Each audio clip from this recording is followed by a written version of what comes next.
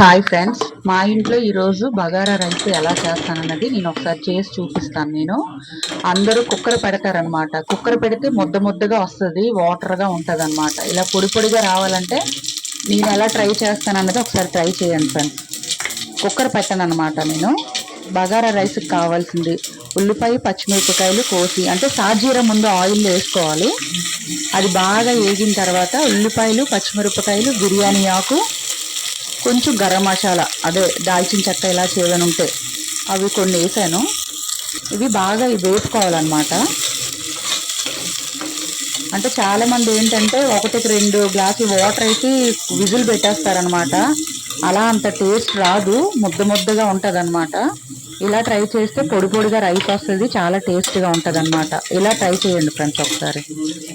First ఇవన్నీ వేగిన తర్వాత ఇందులో అల్లం వెల్లుల్లి పేస్ట్ 2 స్పూన్లు వేసుకొని దీన్ని కూడా పచ్చివాసన పోయినంత వరకు బాగా వేపుకోవాలన్నమాట.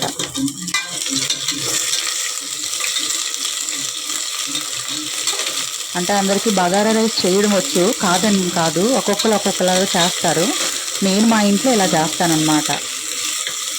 అంటే అందరూ కూడా ఇవన్నీ వేపేసి 1-2 గ్లాసులు వాటర్ వేసి విజిల్ పెడతారు. విజిల్ పెట్టకంటే ఇలా ట్రై చేస్తే పొడి పొడిగా వస్తుంది, టేస్ట్ కూడా బాగుంటుంది అన్నమాట. అల్లం వెల్లుల్లి పేస్ట్ వేగిన తర్వాత పుదీనా, కొత్తిమీర కూడా వేసి బాగా వేపుకోవాలన్నమాట.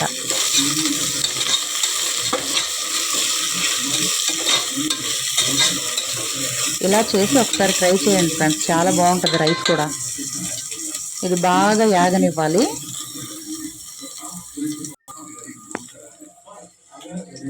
దాంట్లో ధనియాలు, జీలకర్ర, గరం మసాలా పొడి వేసి ఇది కూడా కొంచెం వేపుకోవాలి.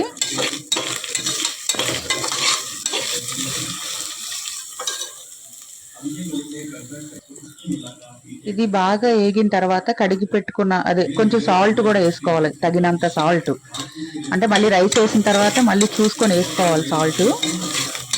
అంటే ఇప్పుడు ఎందుకు వేసానంటే అడుగట్టకంటే ఉంటుంది అనమాట ఎగుతుంటే. ఇప్పుడు ఇందులో బాగా కడిగి పెట్టుకున్న రైస్ ఉంటాయి ఫ్రెండ్స్, అవి ఏంటంటే వాటర్ అంతా వంపేసి ఒకసారి ఈ మసాలాలోని, ఈ ఆయిల్లోని రైస్ కూడా వేపుకోవాలన్నమాట. ఒకసారి ఒక 10 మినిట్స్ వేగితే రైస్ పొడి పొడిగా వస్తుంది అనమాట.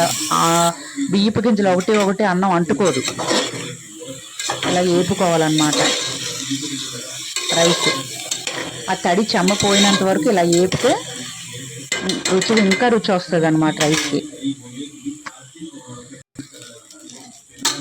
వాటర్ చెమ్మంతా పోయింది, ఇదిగో ఇలా వేసుకోవాలి. ఇలా వేగిన తర్వాత రైస్, ఇందులో వాటర్ 1 గ్లాసు, రైస్ అయితే 2 గ్లాసులు వాటర్ అనమాట. ఇంకా వేపుతున్నాను నేను. ఇలా బాగా యాగనివ్వాలన్నమాట రైస్ని.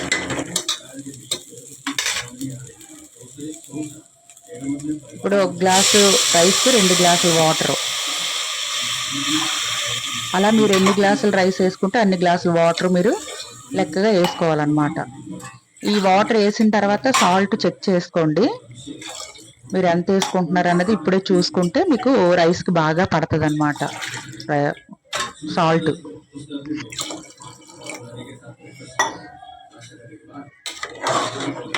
నేను విజిల్ పెట్టానండి, అంటే కుక్కర్ ఇది, కాకపోతే ఏంటంటే పైన మూత పెడతాను అంతే, విజిల్ పెట్టను నేను.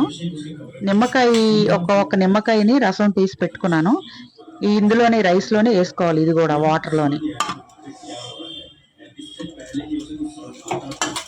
ఇలా వేయరనమాట, నేను వేస్తాను. చాలా టేస్ట్ ఉంటుంది ఫ్రెండ్స్, ఇలా ట్రై చేయండి ఒకసారి. ఒక నిమ్మకాయ అనమాట, ఈ వాటర్లోనే ఈ నిమ్మకాయని కూడా కలిపియాలి.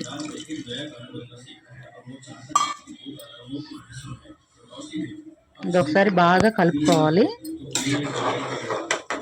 నిమ్మకాయ వేసాం కాబట్టి పైనుంచి కిందకి వాటర్ ఒకసారి మొత్తం కలిస్తే రైస్కి బాగా పడుతుంది అన్నమాట.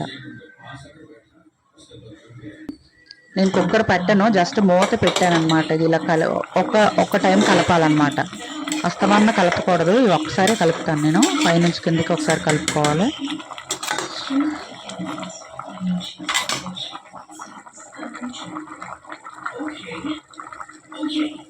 ఇలా విజిల్ పెట్టకుండా చేసుకుంటే రైసు ముద్దగా రాదనమాట, పొడి పొడిగా వస్తుంది అనమాట.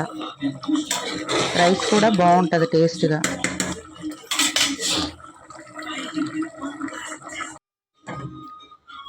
అయిపోయింది వాటర్ కూడా. ఇలా పొడి పొడిగా వస్తుంది అనమాట. ఇంకొంచెం ఆరిపోయిందంటే ఇంకా బాగా వస్తుంది అనమాట. అయిపోయింది. ఒకసారి ట్రై చేయండి ఫ్రెండ్స్. ఇలా కూడా మళ్ళీ మళ్ళీ మీరు ఇలాగే చేస్తారనమాట.